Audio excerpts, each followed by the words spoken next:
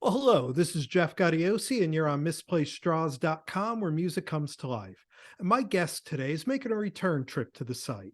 We last spoke back in 2021 when he released his last solo record. He's back now fronting one of my favorite bands, Black Star Riders. They're celebrating their 10th anniversary and they're about to release a new record called The Wrong Side of Paradise, which will be out on January 20th. Please welcome Ricky Warwick. Welcome, Ricky. Hey, Jeff, how you doing? Thanks for I'm having me doing back. great. So now let's start with the band. The band's always been a little bit fluid with members. Talk about the lineup that recorded the record and the core lineup currently. Yeah, that revolving door. Look, I always sort of preempt this by saying being in a band isn't a jail sentence. Mm, You're free to come and go. It is not the end of the world. And every other occupation, people come and go and they change jobs. Hey, rock and roll is no different. mm, And certainly as we get older, you know, people have different commitments and different things that they have going on in their life that they need to address. So it's not easy to keep the same lineup together as we get older mm, and move on. Um, but the most important thing is the music. mm, And I think if the music or the songs were suffering in any way, that's a whole different story. mm, But the intent and the relevance of Black Star Riders, I don't think has suffered at all over 10 years. mm. And I think we're still making the best music right now of our career that we ever have. And so that's really all I can say on it. I think personally, to me, that's the reason we're continuing is that the music's so great. I think if that was starting to suffer, yeah, then you'd have to think about, okay, maybe it's ran its course, but I Mm. certainly don't feel that at the minute. In fact, the opposite. Yeah, exactly. And you've always been the primary songwriter in the band, which has really been carried through. Hmm. But you've had a couple of partners over the years. I mean, you Sure. lost Damon Johnson after Heavy Fire and Scott Gorham after Another State of Grace. Kristen Martucci's kind of moved on now. As a writer, do you embrace that challenge of evolving the Black Star Riders sound with different people? Yeah, I mean, listen, I'm quite capable of writing and finishing a song Mm, on my own, which I can do, and I've done a lot on this new record. But I love writing with other people. I love taking an idea and seeing what somebody else can come up with and their input into what I'm doing and maybe take it in a whole different direction. That to me, that's the beauty of songwriting. I like the band mentality. That's why I just don't do the Ricky Warwick solo thing. I love being in a mm, band. I love that gang mentality of that goes with that. And when I'm writing with Damon Johnson, that was very much I'd get an idea and a lyric and I'd send it to him. The same with Christian. It was very, very similar as well. I'd get an idea so far and then I'd sort of go, okay, let's see what these guys can bring to the table. And that was wonderful. Scott was different because Scott would bring in a riff or an idea, a very iconic Scott Gorham riff. Not very many of them, but the quality that didn't matter because the quality was always insane when he brought them in. So you knew of the three riffs or ideas that Scott Gorham was going to bring in, all three were going to get finished and end up on the record. So there was that going on as well. And now, not so much on the new record on Wrong Side of Paradise, just the pandemic, blah, blah, blah, everything that's going on. And I had a really clear vision. I finished a lot of the songs on my own and I did send them to the other guys and they were like, no, this is done. We don't really have anything to add. This is great. Let's go. Let's do mm. it, which is lovely. Mm. And I've always been a big fan of your lyrics. I mean, going back to the days with the Thank you. Almighty, and you always write from a very personal place. But no matter how dark the subject is, every one of your songs always has that bit of light that comes through it. And this record's no different. I mean, tracks like Yeah. Riding the Storm Out, Catch Yourself On, Don't Let the World kind of reinforce that. Why is it important to you that no matter what the subject of the song is, you always try to find that light somewhere in it? Because I'm the foolish eternal optimist, Jeff. That side of me. Look, how could I?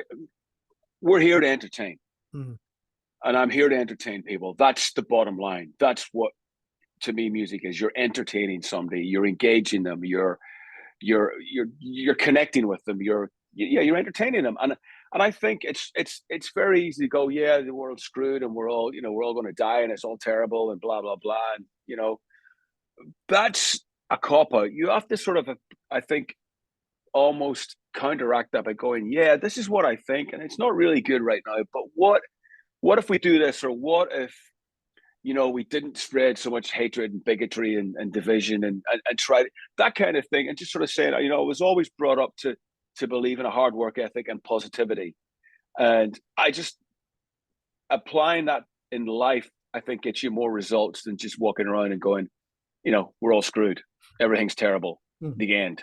Yeah.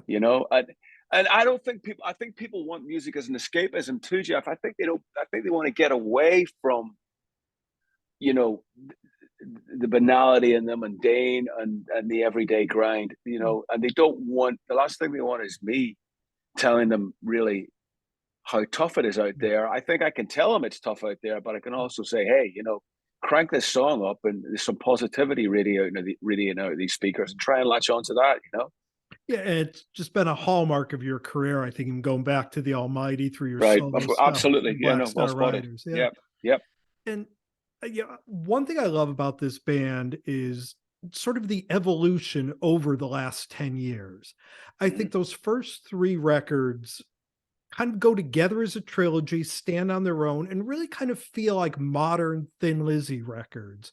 Whereas these last 2 records, I think, really feel like the first 2 true Black Star Riders records. Yeah. Yep, I agree.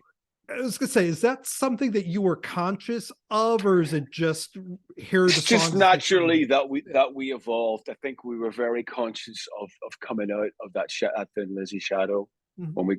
when we started, not having enough songs to fill a full set list either. So we had to depend on the Lizzy catalog, which doesn't suck. But now 10 years down the line, 5 albums in, very much we're standing on our own. We'll always have the influence because obviously we had Scott right up until the 4th record, but I'm such a massive Lizzy fan. I have the honor of singing those Lizzy songs.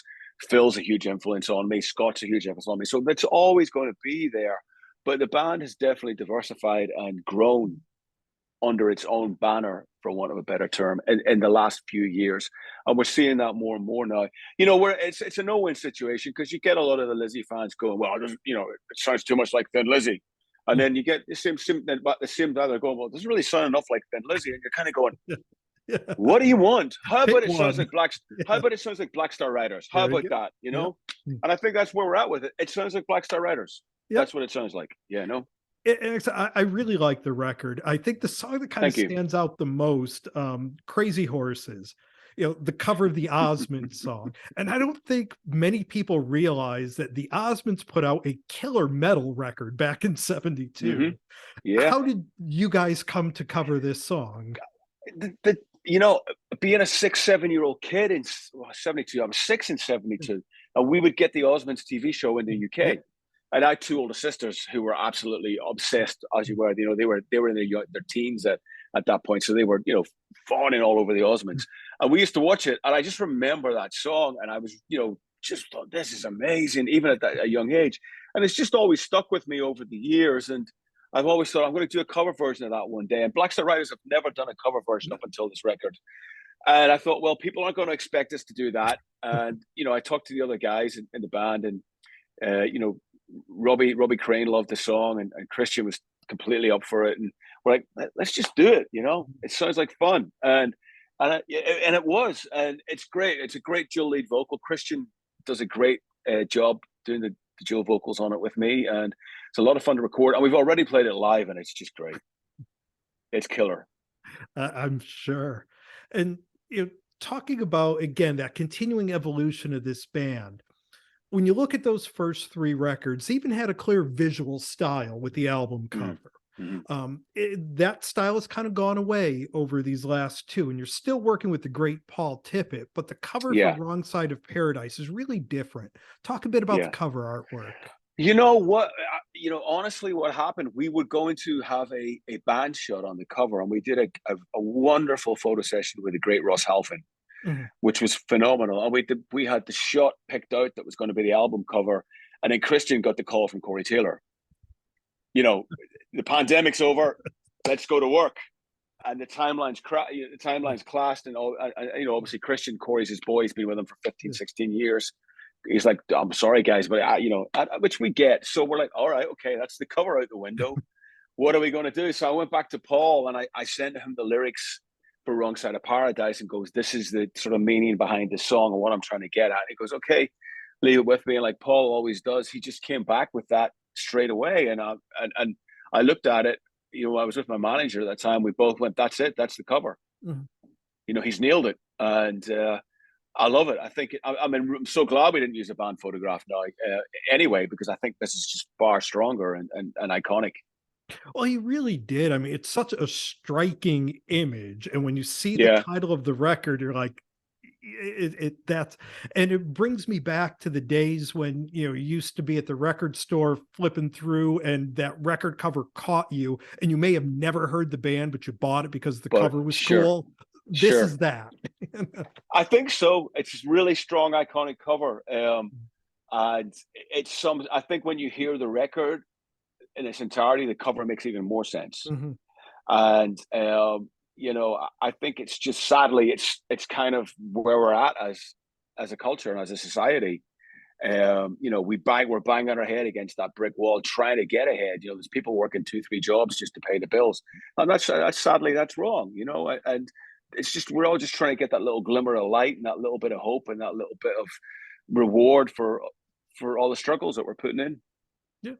And we mentioned the band's 10th anniversary. You guys have a UK tour coming up, and you're actually going to be joined by a couple of original members. Scott Gorham and Jimmy DeGrasso will be jumping in. First of all, how'd that come about? And second, what are the logistics going to be? Is it going to, will they be playing with the current lineup? Will they kind of take the place of some of the new guys? Yeah, we've already done one show with that lineup. And really what it is, Jeff, is, well, we realized it was the 10th anniversary of the band, and we felt we should do something to mark that. And the idea was just, mooted about that it would be a great idea to tour it. And, I said, the Doors, Scott says he's stepped back, but I think Scott will be dipping in and out the Black Star Riders for quite some time to come, because, and the door's obviously very wide open for him to come back in anytime he wants. And I'll be honest with you, I hadn't really spoken to Jimmy in about 3 or 4 years since he left the band, and Robbie called him up, and he's like, "Yeah, let's do it," and it's been great. It's really, really good. So how it works really is, what we do is we go on and we play some tracks from the new record and a couple of older songs as a 4-piece, which is myself, Robbie Crane, and Jimmy, and our new guitar player Sam Wood. And then Scott comes out and joins us for the rest of the evening, and we just go into the back catalogue and rip right through it. And obviously, because Scott's kind of coming back into the fold for this, we're doing a couple of Lizzie tunes in there as well. So we're doing about a 20-song set. So it's a full-on show, and it's covering everything. And I said, we've already done 2 shows, and it works really, really well. And you mentioned your new guitar player, Sam Wood. People who recognize that name know Sam was with Toby Jepson and Wayward Sons. He's a great guitar player. So I was really glad to see him involved with you guys as well. Cool. Yeah. Yeah.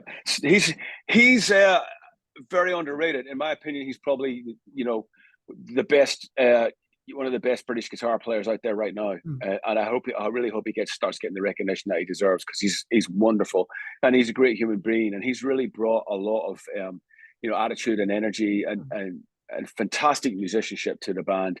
I had the pleasure of working with Sam. I did some shows in my solo band in the UK last summer, and Sam played in the Fighting Hearts, my solo band. And I was kind of, looking at him and going, yeah, we need a guitar player. This is the guy, So it was a no-brainer, and he's still playing in the Wayward Sons as well. So that's cool, and he's slotted straight in seamlessly. Yeah. And speaking of playing live, I mean, I got to see you guys once back in 2018 when you were touring the U.S. with Judas Priest. Yeah. And you haven't done a ton of touring here in the U.S. Do you have any plans of either doing something on your own or doing something, like that, where you hooked up with Priest, hooking up with another band? Anything coming up for this? Yeah, ideally, of course we are, but it has to make sense financially. I mean, being where we're at and the current world climate, and just none of us are going to leave home and lose money. That's just the bottom line. I mean, you wouldn't expect it in any other career. Why should you expect it from a musician? it has to make financial sense, and it has to make sense. It has to be the right bill. I would love to something like the Priest Tour. A bill like that again would be ideal. If not, we have talked about possibly doing some club shows as well. We have 3 of the band now living in the United States, which is obviously a bonus. So yeah, we're always looking at it, but it has to be the right thing, and it has to be the right reasons to do it. It's the bottom line really on that. Yeah, and like I said, the one time I got to see you guys are a killer live band. So Thank you. hopefully Thank you. we'll get to see that a little more here. Kind of switching gears a bit. When we talked last time with your solo record, you mentioned working with and your friendship with the great Andy Taylor. I was at the Hall of Fame when Simon Le Bon announced Andy's illness. You been in touch with him at all? Any word on how Andy's doing? Oh yeah, I've been in touch with him a lot, and he's doing okay. He's getting the best treatment that's available out there, and Andy's a very positive guy, and I'm hoping that he'll get through this latest setback. I just was talking to him before Christmas, and I co-wrote. He's done a solo record which he finished a few years ago. It still has. He's put a couple of tracks out. I think I've been released from that, but I co-wrote about 6 songs with him on that record. And I'm not just saying it because I didn't play on it, but it's a phenomenal record. It's just amazing, as you'd imagine. It's Andy. It sounds like it's got Bowie-esque style. It's power stationy. It's just great. So I can't wait for people to hear it. And he was talking about putting that out this year, so that's a good sign. And the last couple of times I talked to him, he sounded in good spirits, so it's good to hear. I was gutted for him about the Rock and Roll Hall of Fame because I know how much he was really looking forward to it, and he deserves it. Without a doubt. Well, we've been spending some time here with Ricky Warwick. The band is Black Star Riders. The record is called The Wrong Side of Paradise. It's out everywhere January 20th. It's just another great record by this great band. Best of luck with it. And hopefully next time we get to talk, it's backstage at a show here in the US. That would be amazing. And definitely that's something we would love to happen. It's definitely a source of frustration that we can't play over here more. And I would dearly love to rectify that. Well, best of luck with the record, and thanks for taking some time to do this. Thank you, Jeff. Thanks. Pleasure.